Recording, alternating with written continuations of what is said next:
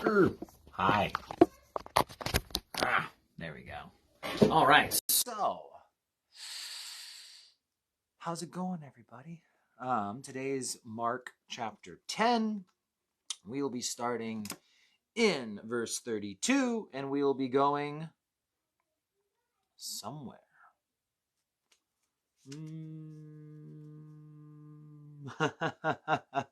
Oh, that's funny. I have a funny application written in my Bible. Let's see here. Okay, verse 32. Now, they were on the road going up to Jerusalem, and Jesus was going before them, and they were amazed. And as they followed, they were afraid. Jesus going before them, they were amazed, and as they followed, they were afraid. It's kind of a quick change. I wonder what happened. Then he took the 12 aside again and began to tell them the things that would happen to him. Behold, we are going up to Jerusalem. The Son of Man will be betrayed to the chief priests and the scribes, and they will condemn him to death and deliver him to the Gentiles, and they will mock him and scourge him and spit on him and kill him. And the third day he will rise again. Now, it's just kind of funny, first off, the transition. Now they're on the road going up to Jerusalem. Jesus was going before them, and they were amazed. And as they followed, they were afraid. I don't know. I feel like it's funny when you read the Bible and you feel like you've never read something before. You know you've read it before because you've read it all, but you know what I mean. And it's just like they were amazed, and now they're afraid. What's going on? Well, they must have gotten their eyes off of Jesus, because I can just imagine, like we're following Jesus and we're just amazed, and you're staring at him and just, this is awesome. And then you look and all of a sudden you realize you're walking on water, and it's like, there's something about that, I guess, just the idea of you got your eyes on him and you're amazed. But then once you start looking around where you're at, you get afraid. Man, I'm just torn right now. Like, do we stay here and chew on this for a little while? Do we keep moving on? Because there's definitely some good stuff coming up. But maybe, what day is today? Thursday? Yeah, so your eyes are on Jesus and you're amazed. And of course, this does, and it should, take us back a little bit, right? Let's see here. Take us back. Jesus feeds the 5,000, right? And of course, it's not in Mark's gospel, but if we back it up to Matthew's gospel, and let's see here, go a little bit forward. There's him asleep in the boat. Go a little bit forward. And we know that he feeds the 5,000, and then he goes and he walks on the water. 45. What am I looking for here? 14:26. Matthew 14. Feeding back. There we go. Walks on the sea. There it is. And it's only Matthew who has. Peter answered him and said, Lord, if it is you, command me to come to you on the water. And he said, come. And when Peter had come down out of the boat, he walked on the water to go to Jesus. But when he saw that the wind was boisterous, he was afraid and began to sink and cried out, saying, Lord, save me. I know that's what came to my mind. I don't know if it came to your mind, but the disciples are going down the road. Jesus was going before them, and they were amazed. And as they followed, they became afraid. And so, I don't know. This just jumped out at me as different from something I'd thought about and chewed on before, but I think it's just something that speaks to us. This idea that if we're following the Lord, we have to assume he's going to take us to scary places even. I mean, I think that's part of it, is if we're following the Lord, assume he's going to take you to some place that's a bit scary. Why? Because it's faith. He calls us out on the water. You know, I remember when we were getting the church started in Ellensburg, and how, you know, we found ways that we would overcommit ourselves to things financially. You know, it's like, well, we're going to get this building. Well, we can't really afford the building, but we're going to get it anyway. And it's like, yeah, when you get the building, we have to make these balloon payments. Well, we don't have any money for the balloon payments, but we're going to get the building anyway. And what it was, though, is that I remember my pastor just saying that it's like, you know, there's just something about this that's scary, but it's faith. You know, if we could make all the payments, if we could handle everything on our own, well, what would we need God for then? But the fact that we see something and we believe he's leading us there and it's out on a limb, well, there's going to be a little bit of fear if we get our eyes off the Lord. But if we believe he's called us here, then there's no reason to fear. But from the outside looking in to the passerbys, to people who don't have the vision and see Jesus like you do, well, they're going to say, man, that's crazy what they're doing.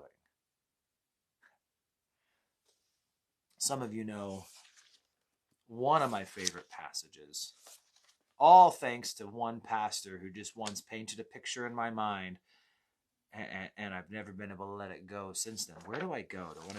I could go to the Psalms, I could go to Samuel, or I could go to Habakkuk, and I literally just flipped to Habakkuk, so that must be where we're going. The same phrase is used by David in the Psalms, and then it's repeated, or it's in Samuel, and it's repeated in the Psalms. So it's kind of where sometimes we find a song that's duplicated. We see it in the storyline of Samuel and Kings, and then we see it again, right, in the Psalms. But Habakkuk seems to quote David here, and he says, though the fig tree may not blossom, nor be fruit on the vines, though the labor of the olive tree may fail, and the fields yield no food, though the flock may be cut off from the fold, and there be no herd in the stalls, yet I will rejoice in the Lord. I will joy in the God of my salvation. The Lord is my strength. The Yahweh God is my strength, and he will make my feet like deer's feet, and he will make me walk on my high hills. And there's that picture and illustration that I've always just loved. The ibex, the Israeli ibex, up there, all crazy like, climbing straight up a cliff. And I always love in sermons, you know, to be able to show a picture of an ibex, just mind-boggling places you find these things. And yet they're at peace. The ibex isn't afraid. You know, it's just crazy, and it's just built into them. You know, the ibex actually, it goes way up on these crazy mountain peaks to give birth. So just imagine that, ladies, right? It's about time to have a baby. I better go climb a mountain. You know, and they go climb a mountain, and they give birth. And the first, you know, these young baby ibex are born. There's no food up there.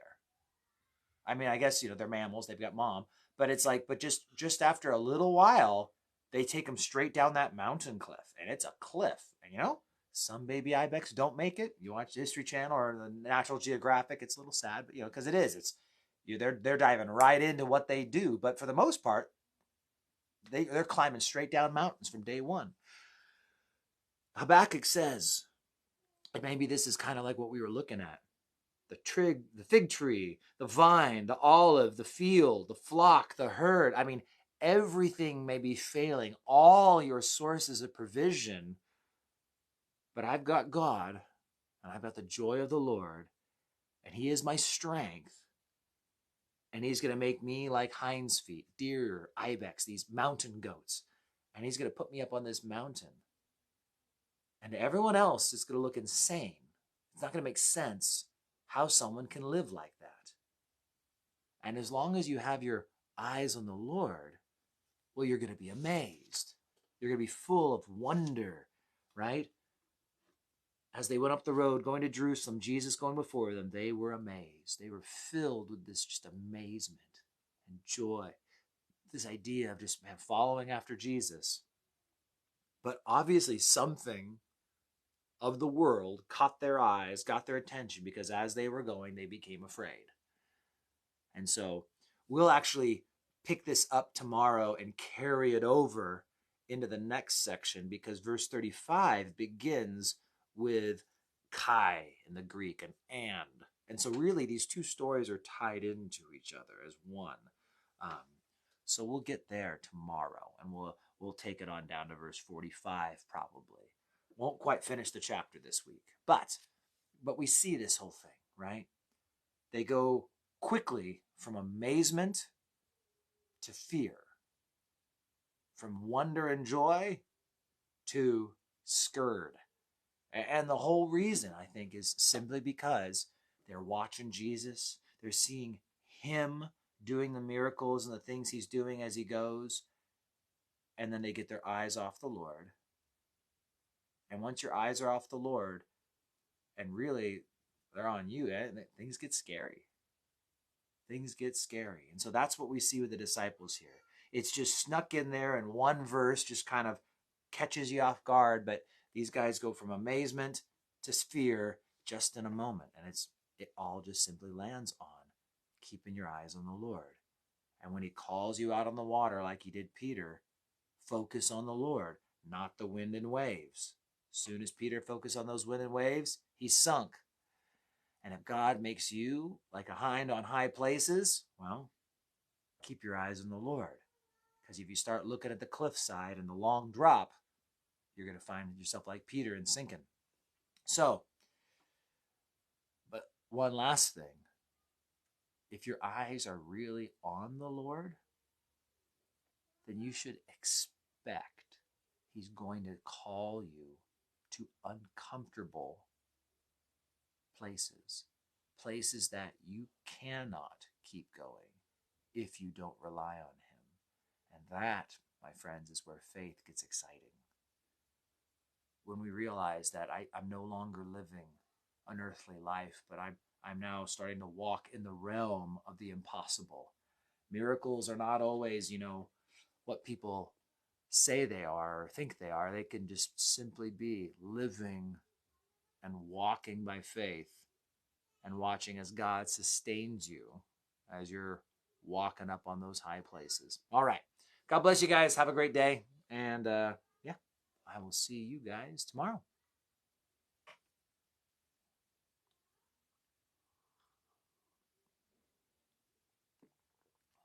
You're welcome, Marla.